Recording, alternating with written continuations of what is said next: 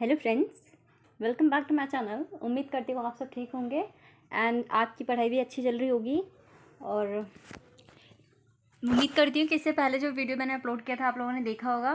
ठीक है। और आज जो हम करेंगे इसमें हमने 10th की जो हिस्ट्री आपकी पॉलिटिकल साइंस की बुक है लोकतांत्रिक राजनीति 2 उससे रिलेटेड हम एमसीक्यू करेंगे, क्योंकि आपको पता है उसका जो 2 यूनिट्स हैं पावर शेयरिंग और फेडरलिज्म से ही आ रहे हैं।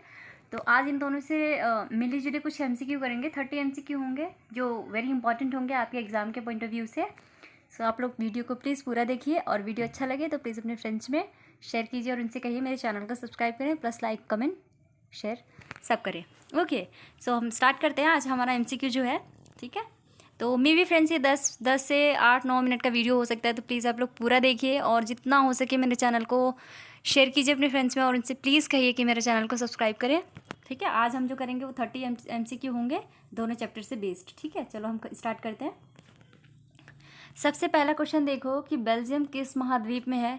आपका जो पावर शेयरिंग का चैप्टर है उससे है ये। ठीक है, इसमें आपको दोनों मिलेंगे, पावर शेयरिंग का जो पार्ट है ये और फेडरलिज्म का है, तो दोनों की तरफ से एमसीक्यू मिलेंगे। ठीक है, तो सबसे पहले देखो बेल्जियम किस देश में किस महाद्वीप में है, तो आपको क्या आंसर में लगाना है। आंसर इसका क्या है, यूरोप में है। ठीक है, बेल्जियम किस में है, किस देश की किस महाद्वीप में है, तो आपको बताना है क्या, यूरोप में है। फ्रेंड्स ये वेरी इंपॉर्टेंट है आपके पेपर के पॉइंट ऑफ व्यू से, तो मे बी ये एमसीक्यू आप लोग देखो, करो, प्रैक्टिस करो, सो आप लोग पेपर में इजीली नंबर गेन कर सकते हो। ठीक है, अगला क्वेश्चन देखो।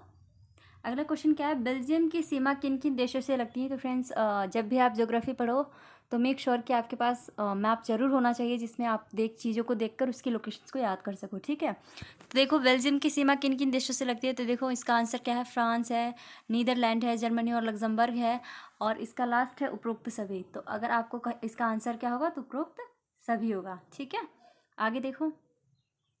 फ्रेंड्स ये क्वेश्चन है, बेल्जियम की राजधानी क्या है, तो ऑप्शन ए है वियना, ऑप्शन बी है पेरिस, ऑप्शन सी है ब्रुसेल्स और ऑप्शन डी है बर्लिन। तो इसका आंसर क्या होगा, ब्रुसेल्स। ठीक है, आगे देखो। श्रीलंका में किनकी जनसंख्या अधिक है। ठीक है, तो किनकी जनसंख्या अधिक है फ्रेंड्स, तमिल का है, ईसाई का है या फिर सिंगली का है। तो सिंगली का है, क्योंकि ये आज भी देखोगे कि जो ये करंट है जिसमें आज भी ये इश्यू बना हुआ है किसके बीच में, भारत और श्रीलंका के बीच में। ठीक है, अगला क्वेश्चन देखो, श्रीलंका कब आज़ाद हुआ। ठीक है, 1 नंबर का क्वेश्चन है, तो 1946, 1948, 1947, 1949। तो इसका आंसर क्या होगा, 1948। ठीक है, आगे देखो।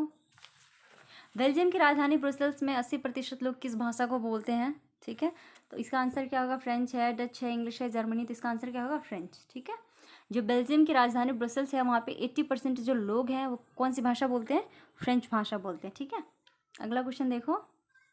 श्रीलंका में तमिल भाषा कितने प्रतिशत लोग बोलते हैं, 16, 25, 18 या 50%। तो आपको क्या पता होना चाहिए, इसका आंसर क्या है, 18%। ठीक है, आगे देखो। श्रीलंका में सिंगली भाषा बोलने वाले बहुसंख्यक लोग किस धर्म से संबंधित हैं। ऑप्शन ए है जैन, ऑप्शन बी है बौद्ध, ऑप्शन सी है हिंदू, ऑप्शन डी है मुस्लिम। तो इसका आंसर क्या होगा, बौद्ध। ठीक है, क्योंकि जो बौद्ध धर्म का विस्तार है, इसका विस्तार करने के लिए आपको पता होगा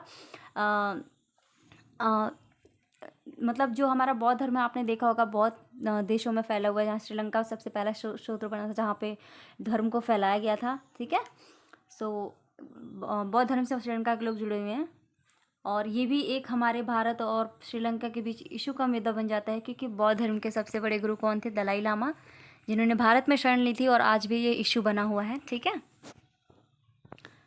आगे देखो। श्रीलंका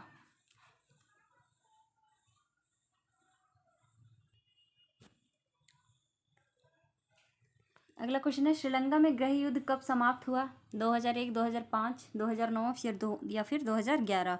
तो इसका आंसर क्या होगा, 2009। अगला क्वेश्चन देखो।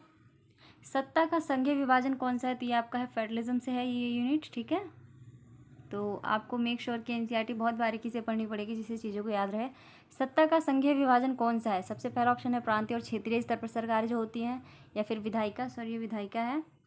ठीक है, या कार्यपालिका और न्यायपालिका है। अगला है राजनीतिक दल, दबाव समूह और आंदोलन द्वारा सत्ता का जो विभाजन होता है उसको हम कहेंगे, या फिर विभिन्न सामाजिक समूहों के बीच में जो सत्ता का विभाजन होता है वो, या उसे कहेंगे। तो इसका आंसर पहला क्या होगा, प्रांतीय और क्षेत्रीय स्तर पर सरकारें। ठीक है, आगे देखो। 1970 से 1993 के बीच बेल्जियम के संविधान में कितने संशोधन किए गए हैं? 3, 4, 7 या 10? तो आपको पता होना चाहिए क्या? 4। ठीक है, अगला क्वेश्चन देखो। यूरोपीय संघ का मुख्यालय कहाँ है? बेलग्रेड में है, वियना में है, ब्रुसेल्स में है या पेरिस में है? तो कहाँ है? ब्रुसेल्स में है। ठीक है, आगे देखो। निम्न में से कौन संघीय शासन व्यवस्था की विशेषता है? इसके तहत 2 स्तर की सरकारें होती हैं। दूसरा ऑप्शन है, यह सरकार पूरे देश के लिए होती है जिसमें राष्ट्रीय महत्व के विषय शामिल होते हैं। अगला है, प्रांतीय स्तर की सरकारें भी होती हैं जो प्रांत के मामले को देखती हैं। तो इसका आंसर क्या होगा? उपरोक्त सभी। ठीक है, अगला क्वेश्चन देखो।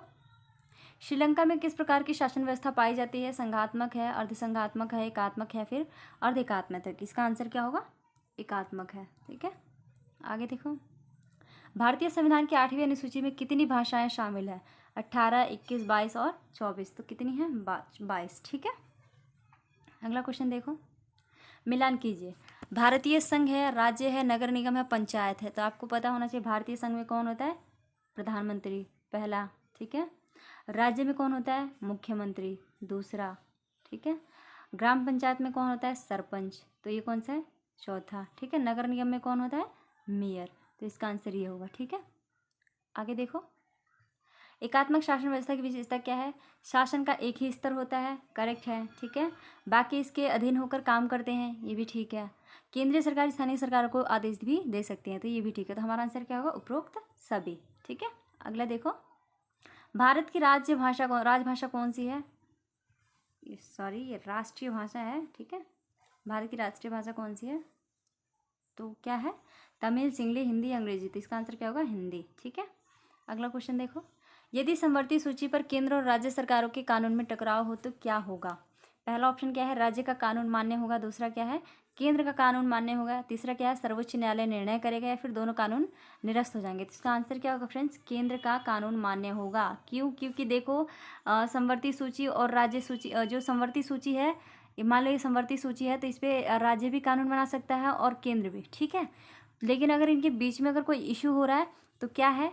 केंद्र का जो कानून होगा वही मान्य होगा, क्योंकि आप देख रहे हो केंद्र पावर में है। ठीक है, और इसके अंतर्गत ज़्यादा, मतलब इसकी बातें ज़्यादा सुनी जाएगी यहाँ पे। तो इसमें देखना, जैसे कि जो राज्य के अंदर विषय शामिल है, अगर राज्य उस पर कोई कानून बनाता तो उसमें केंद्र हस्तक्षेप नहीं कर सकता। ठीक है, और संघ अगर कोई कानून बनाता है तो उसमें राज्य हस्तक्षेप नहीं कर सकता। लेकिन अगर समवर्ती सूची की बात करें तो इस पर दोनों ही कानून बना सकते हैं। ठीक है, आगे देखो। कोई भी इशू है तो आप मुझे कमेंट करिए, जरूर पूछ लेना। ठीक है, संविधान की संघ सूची में सम्मिलित विषय कौन से हैं? तो प्रतिरक्षा और संचार है, विदेशी मामले और डाक है, बैंकिंग और रेलवे है। तो इसका आंसर क्या होगा? उपरोक्त सभी। ये सारे ही आपके संघ सूची में शामिल है। ठीक है, आगे देखो।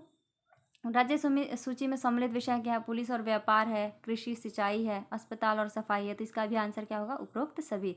ये सभी जो विषय हैं ये किसके अंदर आ रहा है? राज्य सूची में। ठीक है, अगला क्वेश्चन देखो। भारत में हिंदी भाषा बोलने वाले लोगों की संख्या कितनी प्रतिशत है? तो फ्रेंड्स 40, 39, 45, 49। तो इसका आंसर क्या होगा? 40%। ठीक है, आगे देखो। वैसे देखोगे तो 44 है करंटली करके, बट ये वैलिड नहीं है, आपको ये वैलिड माना जाएगा। ठीक है, आगे देखो। दुनिया के कितने देशों में संघीय शासन व्यवस्था है? 20, 22, 25 या 30। तो इसका आंसर क्या होगा? 25। ठीक है, आगे देखो। राज्य पुनर्गठन आयोग की स्थापना कब हुई थी? तो 1900 कब हुई थी फ्रेंड्स? 1900 कब हुई थी बताओ? कमेंट करना कि जो राज्य पुनर्गठन आयोग है ये कब व्यवहार में आया, तो आपको बताना है। ठीक है, और ये स्थापना कब हुई थी? 1953 में। ठीक है, आगे देखो। राज्य सूची में कितने विषय हैं? तो 97, 66, 50 है सभी। तो इसमें क्या आएगा? 66। आगे देखो। और राज्य सूची में एक बात है कि मतलब विषय घटते बढ़ते रहते हैं, तो बढ़ जाते हैं, घट जाते हैं, तो इसको आपने ध्यान में रखना है। ठीक है, संघ सूची में कितने विषय शामिल है? 97, 66, 52 या फिर सभी। तो इसमें क्या आएगा? 97। आगे देखो। क्या भारतीय संविधान में संघ शब्द का उपयोग किया गया है? हाँ या ना? तो नहीं। ठीक है, क्योंकि फ्रेंड्स कुछ देखोगे, कुछ शब्द ऐसे हैं जो हमारे संविधान में उल्लिखित नहीं, जैसे संघ है, बजट है। ठीक है, ऐसे कुछ शब्द हैं जिनका इस्तेमाल हमारे संविधान में नहीं है। तो आप लोगों को उस तरह से याद रखना है। जैसे बजट शब्द हम बोलते तो हैं बजट आ रही है, बट बजट शब्द का इस्तेमाल हमारे कॉन्स्टिट्यूशन में नहीं है। बजट की जगह वित्तीय है। तो इन बारीकियों को भी आपको ध्यान में रखना है कि किन शब्दों का इस्तेमाल हमारे संविधान में है और किन शब्दों का इस्तेमाल हमारे संविधान में नहीं है। ठीक है, अगला क्वेश्चन देखो। निम्न में से किस देश में एकात्मक शासन व्यवस्था है? तो अमेरिका, भूटान, इजराइल है, भारत, नेपाल, चीन है, श्रीलंका, इंग्लैंड, चीन है, श्रीलंका, नाइजीरिया, दक्षिण कोरिया। तो इसका आंसर क्या होगा? श्रीलंका, इंग्लैंड और चीन। ठीक है, आपका ये आंसर होगा। ठीक है, आगे देखो, राज्य पुनरुत्थान आयोग की रिपोर्ट को कब लागू किया गया? कब लागू किया गया फ्रेंड्स, बताओ। तो इसका आंसर क्या होगा? 1 नवंबर 1956 में। ठीक है, अगला क्वेश्चन देखो, आज़ादी के समय भारत में कितनी रियासतें थी? तो 515, 45, 65 या 75। तो इसका आंसर होगा 65। ठीक है, सो फ्रेंड्स, ये जो भी 30 MCQ थे रिलेटेड टू हमारे पेपर, बहुत इंपॉर्टेंट है। ठीक है, ऐसे 30 करके MCQ मैं लेके आऊँगी। तो आप लोगों को अच्छा लगे तो प्लीज़ मेरे वीडियो को अपने फ्रेंड्स में शेयर कीजिए और उनसे कहिए कि मेरे चैनल को ज़रूर सब्सक्राइब करें। और कोई इशू है तो आप मुझे कमेंट दीजिए, मैं ज़रूर अगले वीडियो में इसको सॉल्व करूँगी।